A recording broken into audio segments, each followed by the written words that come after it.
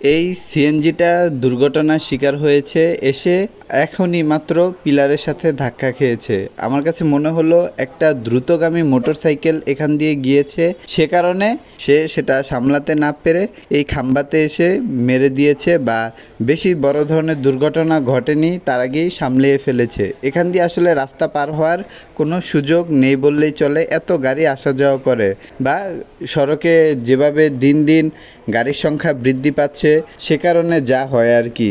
তো এখন রাস্তা পার হতে গেলে বিশেষ করে অনেক সময় এরকম রাস্তায় ছোট স্কুল থাকে, মাদ্রাসা থাকে, কোচিং সেন্টার থাকে, বা বিভিন্ন ব্যবসা প্রতিষ্ঠান থাকে, তাদের আসা যাওয়া করতে রাস্তা পার হতে খুব বড় ধরনের ভোগান্তির মধ্যে পড়তে হয়।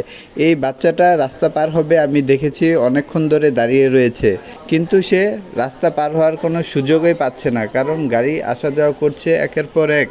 তাই রং দিয়ে পেন্টিং করে জেব্রা ক্রসিং আঁকিয়ে এরকম রাস্তা পার হওয়ার জন্য সুযোগ তৈরি করা উচিত, যেন সেই দাগে এসে গাড়ি স্লো হয়ে যায় এবং মানুষ আরামসে রাস্তা পার হতে পারে, নিরাপদভাবে কোনো ঝুঁকি তৈরি না হয়, বাচ্চাদের একা ছাড়তে পারে, যেন বাবা মা নিশ্চিন্তে থাকতে পারে। অনেক রাজনৈতিক নেতারা প্রাডো গাড়ি দিয়ে চলে, পাঁচতলা বাড়িতে থাকে, কিন্তু এলাকার কোনো ল্যাম্পপোস্ট বা কোনো এরকম জেব্রা ক্রসিং তৈরি করতে বললে তারা বলবে তাদের কাছে কোনো টাকা নাই।